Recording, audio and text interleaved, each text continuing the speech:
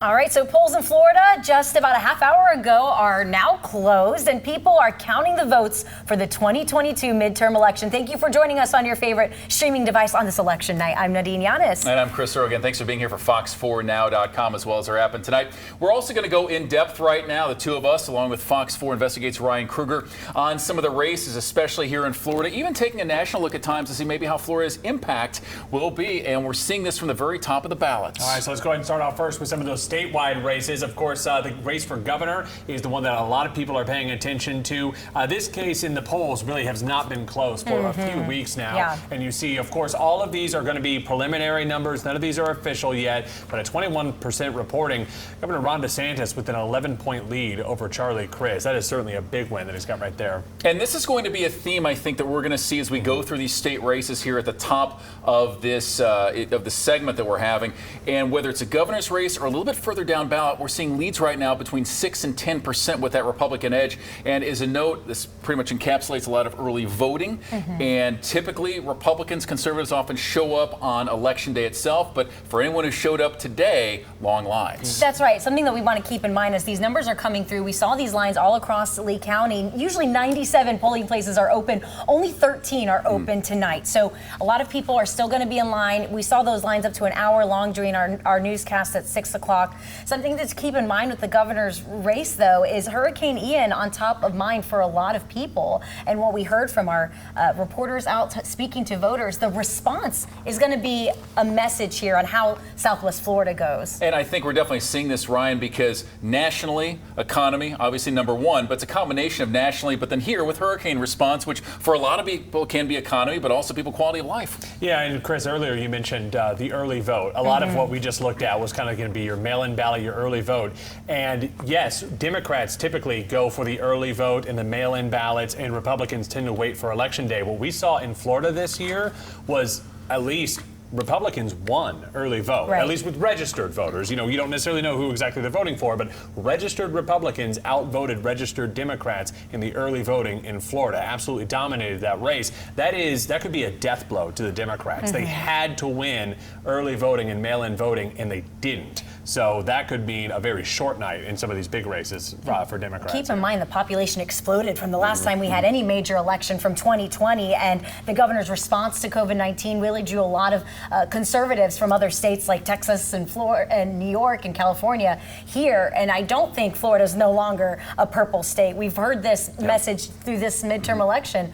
Florida is now a red state, but we will see as these numbers come in. I might look at some more of that historical context here in just a few minutes on that. We go back a few decades. But let's look at some of the other statewide races. I know we've also got Attorney General, Ag Commissioner, Treasurer, whichever the next one that comes up. And we'll still see this theme that's going on between 6 and 10 points. We saw this with Governor Ron DeSantis. But now we'll take a look at the Senate race. So we'll go through this one, even though this is a federal race. But coming from here, Marco Rubio at this point, up 53-46. That's about a 300,000 vote difference. Again, a lot of some of the early votes with Marco Rubio trying to get back to a third term. Now, he also came during two very heavy Republican years, 2010 with Tea Party, 2016 after he had run for president, and was also had President Trump, then the candidate, the nominee at the top of the ticket, Nadine. His challenger, Val Demings, put up a good fight, though. A former police chief, that's what she was hoping to, what she was running on, hoping to get that more conservative law enforcement backing vote there. But as those numbers came in, we saw that she was at 46%, and Marco Rubio has the lead as of right now. Significantly outraised Marco Rubio, too. Val Demings raised about $25 million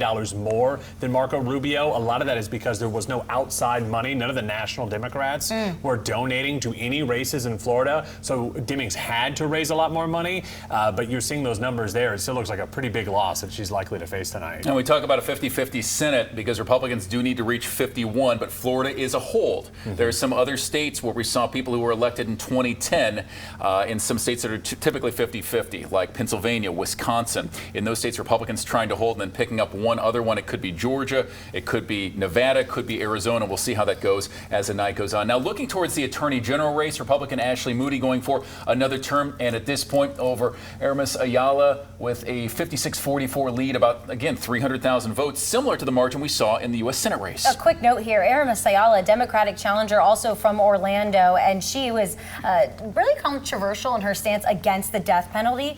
Ashley Moody, obviously a Republican, sits on the cabinet with the governor. A lot of what we talked about is Republicans voting down ballot as well. With Governor DeSantis, they're just going to go down. And this was the biggest lead that I think we had seen to this point of these statewide races. That was a 12-point spread that we saw in that. Going now to Treasurer, Jimmy Patronis going for another term in office. This one now at 10% over Adam Hattersley.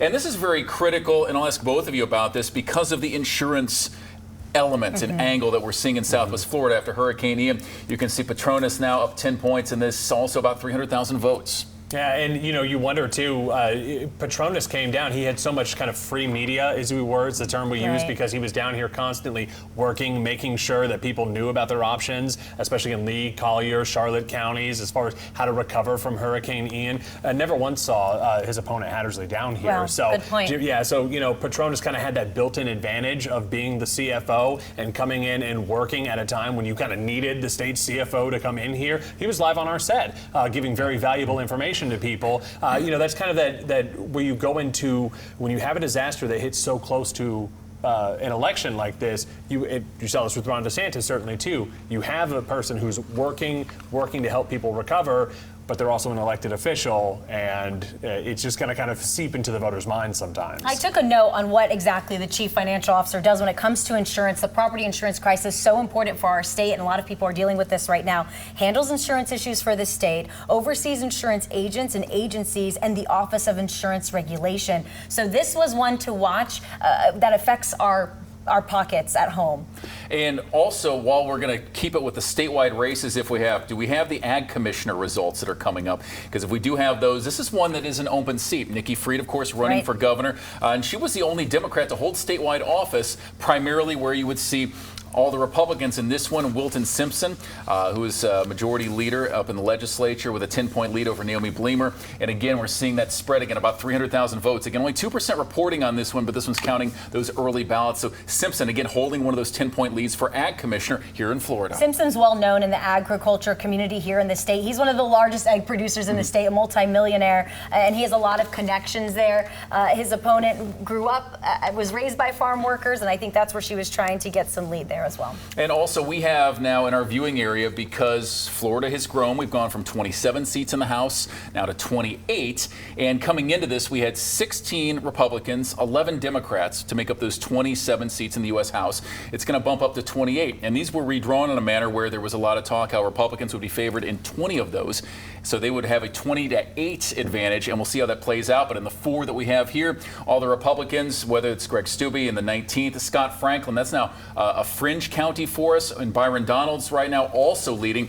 Donalds, of course, in the 19th. That one covers Lee County, Fort Myers. It does not cover Lehigh, but it gets the rest of Lee County, along with the western part of Collier County, already with a 2-1 lead in this. And this was a rematch from 2 years ago, which he won handily. But we're seeing all 4 Republicans, along with Mario Diaz-Balart in the 26th, all of them with early advantages and sizable leads we're seeing. And notice how we're not seeing, at least so far, any kind of split ballots, right? It's always the same. That's not necessarily the case in other places. I'm monitoring right now in Georgia, where you've got a tight Senate race, really not a tight governor's race right now. It is, Raphael Warnock, who is the sitting Democratic senator, has about 5% more votes than Stacey Abrams, who's running for governor. So there are about 5% of the voters, at least so far, who are going in voting for a Republican governor and a Democratic sitting senator. We're not seeing that in Florida. So that'll be kind of interesting with the as we look to the balance of power as it goes on tonight. There's been a lot of talk that in certain states you might see that split ballot. You're not seeing that in Florida tonight. And while we're here, we're going to be watching the impacts across the nation, as Ryan just mentioned, and Chris as well, because not only are we looking at the impacts in Congress, but also on the other major governor's races. Our thoughts here so far as we were talking is that these statewide races might be called a little bit earlier just because of the massive leads that Republicans had in our state. We've got 36 governor's races across the nation, and that can really lead into almost a narrative that comes out of this. I've seen this before in 1994.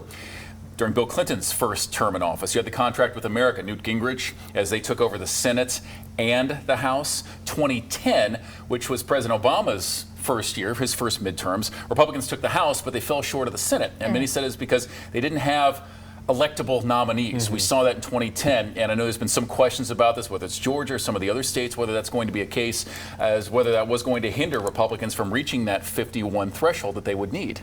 It's going to be a very interesting night, but it is also pretty early in. Yeah. One thing I wanted to mention again is the fact that we had such long lines at our polling places. So we're going to start seeing these numbers. We'll be rattling them off every hour as you're joining us and giving context to what we've seen over the last months covering this, and then covering this post-Hurricane Ian, because one of the things that we've heard from voters today, how our candidates responded after Hurricane Ian is really top of mind. If you go back 2 years ago to the presidential election in 2020, if you remember, Florida was one of the first states that was called, especially one of the first kind of battleground states, because Florida starts counting those mail-in ballots early. I was here last week in the tabulation room in Lee County as they were already counting them. A lot of states don't do that, right? So that's why you saw states like Pennsylvania take several days, Georgia took several days. So it will be interesting. You know, we might have results in Florida, but because Lee County, you're going to have those longer lines and people are still going to be in line. It might take a little bit longer there, but a lot of the early vote, the mail-in ballots, you're going to have those already. Well, after the 2000 election here, we completely revamped our election system, and we pass election laws almost every year here in Florida to have one of the most efficient elections. But you've recently covered election security, which was a concern for a lot of voters as well. And I will tell you, having worked in Fort Myers and Lee County in 2012, that was a big, especially in Lee County, there were people that were in line. I was at a polling place until 2 o'clock in the morning as people were still waiting to cast ballots. The race had already been called. You know, like we already knew that Barack Obama was being reelected. Of course, we're in a Republican county. A lot of these folks were wanting to vote for Mitt Romney in that case, and it kept on dragging out. It was pretty inspirational to watch them sitting there. Even though the races had been called, they were still, hey, I'm still going to vote. So, you know, that was inspirational. It quickly changed. It is interesting when you can see, you election officials see that did not work. We got to make changes, and they've made big changes. Florida's always been big on that, and we know a lot of people are still in line here in Lee County and across Southwest Florida. The polling places have closed, but we're watching these races closely. One last thing before we step out on this one, because we talked about the statewide races where we're seeing this difference about 6% to 10 or 12% for these ones with the Republicans in the advantage for the statewide races. But the tightest races you might see tonight will be in school boards. So all throughout the night, whether it's Lee County, we've got 3 that are open there. We've got Collier County with 3 more open there. And in all of those cases, when you had a challenger versus a incumbent from August 23rd, the challenger got more support. They might not have hit the 50% to win it. There was one, though, in Lee County who did win it over an incumbent. So watch those throughout the course of the night, because all of these challengers are conservative challengers versus the incumbents. So we'll see what the impact of that's going to be, especially within Lee and especially within Collier County. So those might be the closest races tonight. Yeah, backed by Governor DeSantis, at least some of them are, backed by outside groups like Moms for Liberty that have really made their voices known. School board, really, that was a tight election. I mean, you saw people kind of turn out for that. Obviously, the hurricane changed a lot of things. It kind of went from what do you want taught in your schools to how are we going to respond to the hurricane. So you might see some voters change their minds as far as that goes. But yeah, you bring up a good point there. It was the challengers were very popular in the primaries. Parents are passionate about what their children are learning. A lot of topics that you are passionate about tonight across Southwest Florida. We are keeping you here as those results come in on election night 2022. We'll see you again in about an hour.